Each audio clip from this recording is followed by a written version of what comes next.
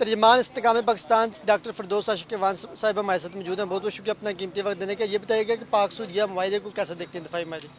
دیکھیں یہ تو ایک آپ نے ایسی بنیاد رکھی ہے کہ پاکستان کا اس سے بڑا اعزاز کیا ہو سکتا ہے کہ ہمیں حرمین شریفین کی پہرہ کے لیے چنا گیا, اور یہ یقیناً پوری قوم کو اس پہ فخر کرنا چاہیے. یہ پوری قوم کا کھویا ہوا جو ساکھ اور مقام تھا اس کو اللہ نے بلند کیا, اور سعودیہ ہمیشہ ہمارا ایک اہم کلیدی بھائی چارہ اور اکنامک پارٹنر کے طور پہ بڑا ہراول دستے کا کردار ادا کرتا رہا.